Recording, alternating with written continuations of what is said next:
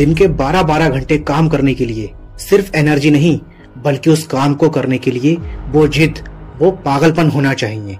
क्योंकि ऐसे जिद्दी, ऐसे पागल लोग परसेंटेज में नहीं नंबर्स में होते हैं।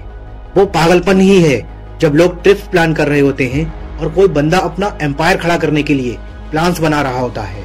जब सब नौकरी ढूंढने के चक्कर में होते हैं तब कोई पागल नौकरी देने की सोचता है। और ऐसे ही पागल आगे जाकर स्टीव जॉब्स, बिल गेट्स बनते हैं। ये पागल सक्सेस के लिए हमेशा भूखे होते हैं, ये कभी सेटिस्फाई नहीं होते। यही पागलपन, यही जिद, ये ना तो इन्हें सोने देती है और ना ही रुकने देती है। ऐसी ही एक जिद और पागलपन से भरी हुई कहानी है दशरथ माझी की, जो कि अपनी पत्नी को टाइम पर हॉस्पिटल ना पहुंचा पाए क्योंकि इनके गांव से हॉस्पिटल के बीच एक बहुत बड़ा पहाड़ था और इसी वजह से इनकी पत्नी का देहांत हो गया। इस बंदे को गुस्सा आ गया और इसी गुस्से को उसने अपनी जिद में बदल दिया और इस बंदे ने केवल छेनी हथौड़े से 22 साल में 55 किलोमीटर का पहाड़ तोड़ दिया।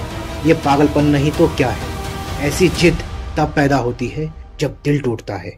कुछ लोग तो इसमें बिखर जाते हैं, पर जो इस गुस्से को, इस दर्द को जिद में बदल देता है, उस बंदे को रोकना नामुमकिन है। एक बंदे को उसकी कंपनी बेचने के बाद 1000 करोड़ मिला था। उसने वो सारा पैसा अलग अलग बिजनेस में लगा दिया और खुद रेंट पर रहने लगा। कोई पागल ही कर सकता है ना ऐसा, क्योंकि अगर कोई नॉर्मल इंसान होता तो गाड़ी बंगला खरीदने में ही सारा पैसा खर्च कर देता।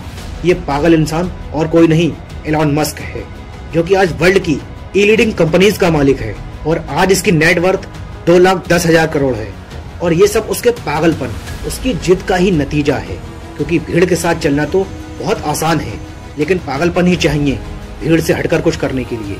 विराट कोहली का भी एक ऐसा ही किस्सा है, जो कि क्रिकेट के लिए उसका पागलपन, उसकी जिद को बयां करता है। 2006 की बात है। विराट कर्नाटका में रणजी खेल रहा था और पहले दिन 40 रन बनाकर वो नॉट आउट रहा। शाम को उनके घर से खबर आई कि उसके पापा की डेथ हो गई है। सबने एक्सपेक्ट किया कि विराट तुरंत घर के लिए निकलेगा। कोच ने तो यहाँ तक डिसाइड कर लिया था कि उसकी जगह पर और कौन खेलेगा। पर दूसरे दिन विराट बल्ला लेकर उस पिच पर खड़ा था और इस हालात में उसने सेंचुरी लगाई और अपनी टीम को जिताकर ही वो अंतिम संस्कार के लिए निकल गया। इसे पागलपन नहीं तो और क्या कहेंगे। लाखों में किसी एक के पास ही ऐसी जिद, ऐसा पागलपन होता है और वही कुछ हटके कर जाता है। एक जिद्दी इंसान कभी भी शांत नहीं बैठेगा। 1000 बार फेल होगा वो, पर उसकी जिद, उसका पागलपन उसे और एक बार ट्राई करने पर मजबूर करेगा। और ये तब तक मजबूर करेगा जब तक सफलता इसके सामने घुटने ना टेक दे। और यही पागल इंसान, यही जिद्दी इंसान इतिहास बना देता है। यकीन नहीं आता तो हिस्ट्री उठाकर देख लो। जिस बंदे को अंग्रेजों ने उनके होटल में नहीं आने दिया, उस बंदे ने जिद पकड़ी और दुनिया का सबसे बड़ा होटल ताज बना दिया। जिस बंदे को कभी उसकी भारी आवाज की वजह से रेडियो से रिजेक्ट कर दिया गया था, उसने जिद पकड़ी और वो मुकाम हासिल किया जिसके कई लोग सिर्फ सपने ही देखते हैं। जी हाँ, मैं बात कर रहा हूँ अमिताभ बच्चन की।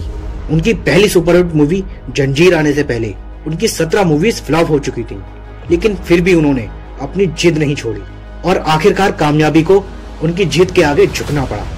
65 साल का एक बंदा जिसे ऑलरेडी 1000 बार रिजेक्ट कर दिया गया था, फिर भी उसने अपनी जिद नहीं छोड़ी और KFC जैसी होटल्स की चेन खड़ी कर दी। भला कौन बंदा 1000 बार फेल होने के बाद भी कोशिश करना नहीं छोड़ता? कोई पागल ही ना। और उसी कारण ये पागल जिद्दी इंसान दुनिया को रोशन कर देता है। जी हाँ, मैं बात कर रहा हूँ थॉमस एल्वा एडिसन की।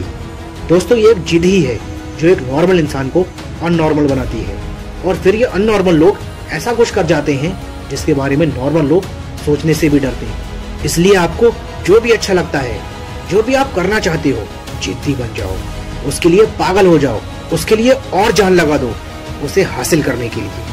क्योंकि जब तक ये जिद, ये पागलपन आपके अंदर नहीं आएगा, तब तक आप नॉर्मल ही रहोगे। और अगर नॉर्मल ही रहकर मरना है तो ऐसे ही जियो, और अगर अननॉर्मल बनना है तो जिद्दी और पागल बनना पड़ेगा। जुनून, हौसला और पागलपन आज भी वही है। मैंने जीने का तरीका बदला है, तेवर नहीं। ऐसी ही पावरफुल वीडियोस देखने के लिए और हमें सपोर्ट करने के लिए चैनल को सब्सक्राइब करके बेल आइकन को प्रेस करना ना भूलें। मिलते हैं आपसे एक नई वीडियो के साथ। Thanks for your time.